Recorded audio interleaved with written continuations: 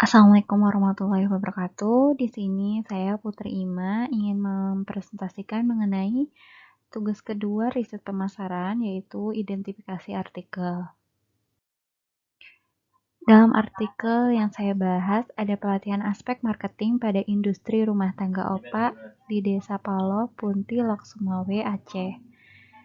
Yang pertama, data apa yang dikumpulkan? Di sini, saya mengumpulkan data tentang pelatihan aspek marketing pada industri rumah tangga opak di Desa Paloh, Punti, Lok Sumawe.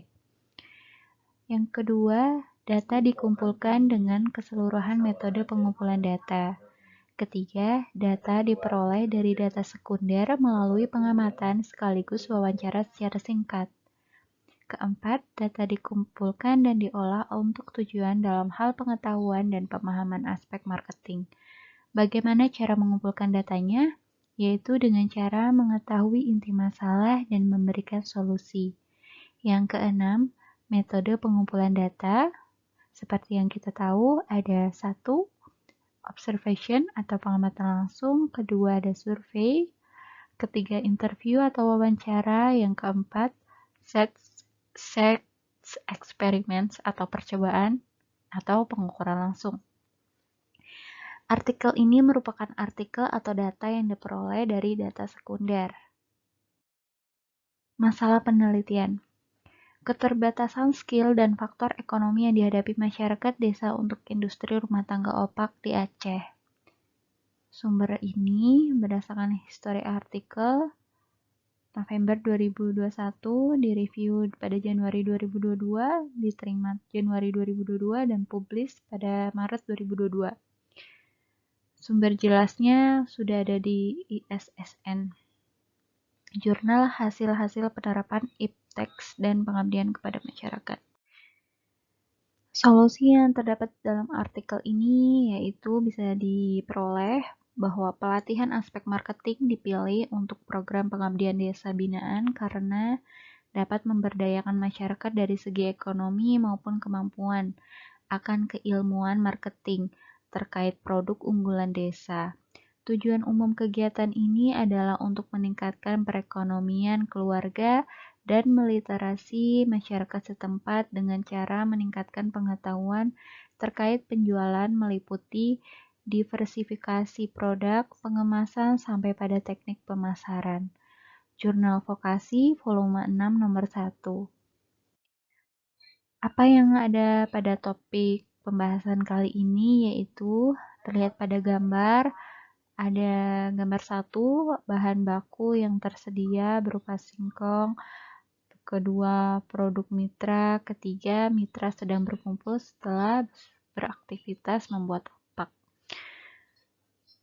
Penyelesaian pada permasalahan ibu-ibu rumah tangga difokuskan pada kegiatan pelatihan, yaitu pelatihan aspek marketing mix, di mana pemberian materi tentang produk yang dihasilkan harus beragam dalam hal produk memiliki kualitas yang baik, dan bagaimana harga dalam satuan produksi diperhatikan baik biaya bahan baku sampai biaya tenaga kerja, serta bagaimana mempromosi produk agar dikenal dan disukai konsumen, dan bagaimana mendistribusi produk yang dihasilkan sampai ke tangan konsumen. Selanjutnya ada metode pelaksanaan. Dalam artikel disebut dan dijelaskan ada 3 metode pelaksanaannya. Pertama, penyuluhan. Penyuluhan merupakan cara penyampaian materi atau isi pesan kepada petani beserta anggota kelompok secara langsung maupun tidak langsung agar mereka tahu, mau, dan mampu menggunakan inovasi baru. Melalui penyuluhan, harus mampu dihasilkannya mitra yang mampu dengan upayanya sendiri mengatasi masalah-masalah yang dihadapi, serta mampu mengembangkan kreativitasnya untuk memanfaatkan setiap potensi dan peluang yang diketahuinya untuk terus-menerus dapat memperbaiki mutu di hidupnya sendiri. Yang kedua ada metode demonstrasi atau pelatihan praktek aspek marketing mix. Metode penyuluhan di lapangan untuk memperlihatkan serta membuktikan tentang cara atau hasil penerapan teknologi pertanian yang tepat guna dan telah terbukti menguntungkan bagi anggota kelompok. Tujuan demonstrasi atau praktik adalah meningkatkan keterampilan dan pengetahuan anggota kelompok tani, serta memberikan contoh untuk kaum ibu petani di sekitarnya agar menerapkan teknologi baru melalui kerjasama kelompok. Metode selanjutnya dalam artikel ini yaitu pelaksanaan pelatihan dan pendampingan. Komunikasi dua arah atau two-way communication adalah key point dalam pelaksanaan pelatihan dan pendampingan. Tahapan awal dalam pemetaan sosial sederhana dilakukan melalui pengamatan sekaligus wawancara singkat.